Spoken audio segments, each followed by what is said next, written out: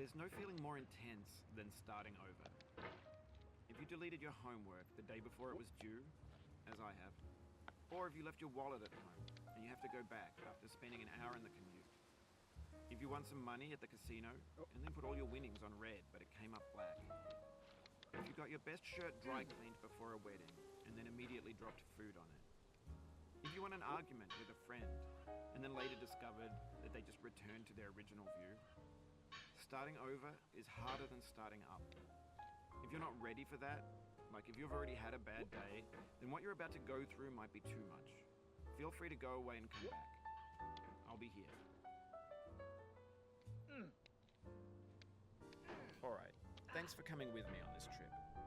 I'll understand if you have to take a break at any point. Just find a safe place to stop and quit the game. Don't worry, I'll save your progress, always, even your mistakes.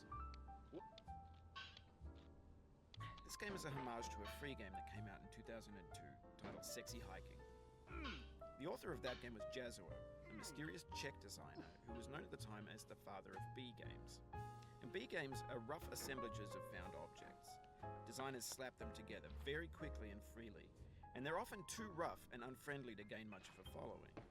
They're built more for the joy of building them than as polished products.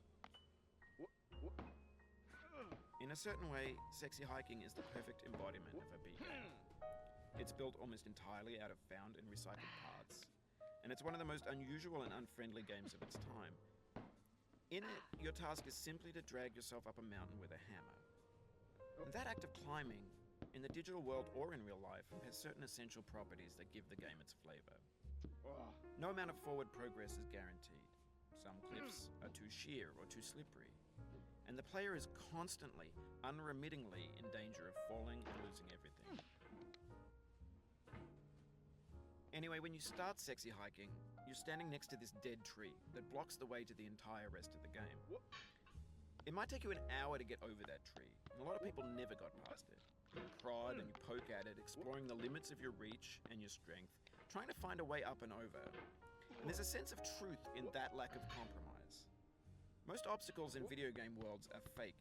You can be completely confident in your ability to get through them once you have the correct method or the correct equipment or just by spending enough time. In that sense, every pixelated obstacle in Sexy Hiking is real.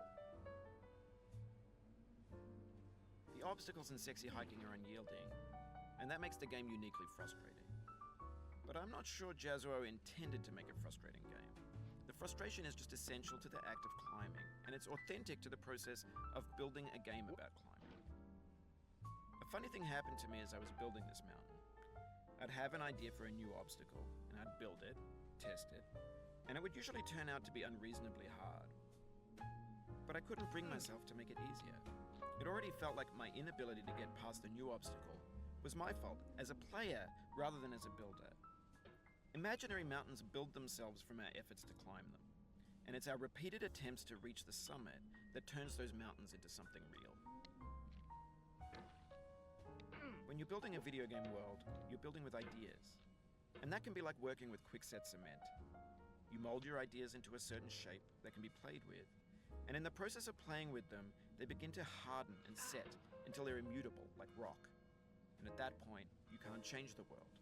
Not without breaking it into pieces and starting fresh with new ideas. For years now, people have been predicting that games would soon be made out of prefabricated objects, bought in a store and assembled into a world. And for the most part, that hasn't happened, because the objects in the stores are trash. I don't mean they look bad or that they're badly made, although a lot of them are. I mean they're trash in the way that food becomes trash as soon as you put it in the sink. Things are made to be consumed and used in a certain context, and once the moment is gone, they transform into garbage. In the context of technology, those moments pass by in seconds.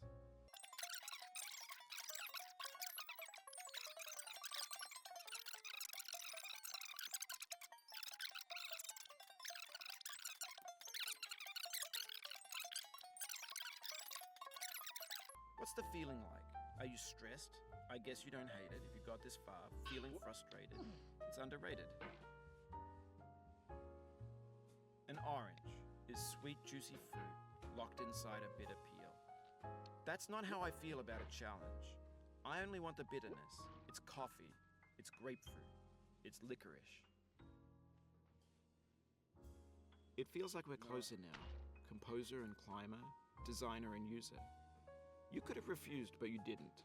There was something in you that was hidden, that chose to continue. It means a lot to me that you've come this far, endured this much. Every wisecrack, every insensitivity, every setback you've forgiven me is a kingly gift that you've given me.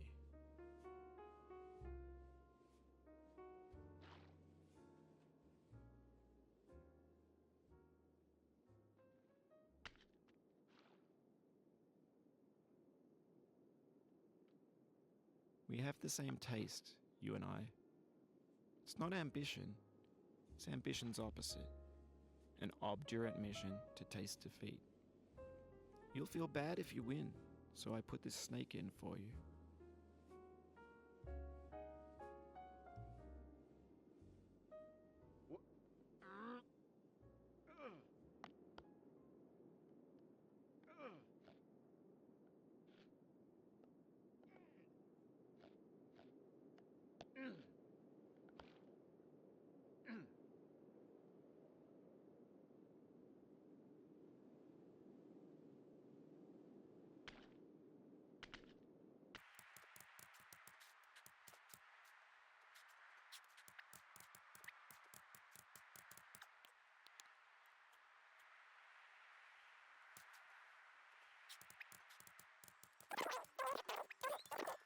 Where your hand moves, the hammer may not follow, nor the man, nor the man's hand.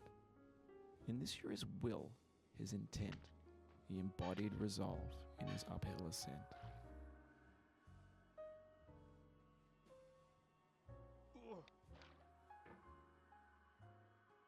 Now, you've conquered the ice cliff, the platforms, the church, and the rectory, the living room and the factory, the playground, the construction site, the granite rocks, and the lakeside.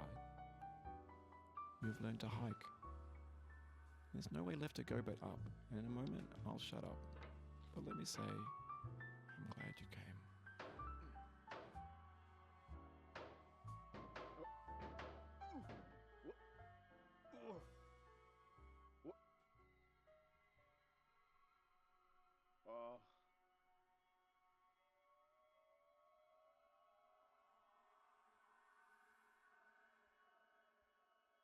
I dedicate this game to you, the one who came this far. I give it to you with all my love.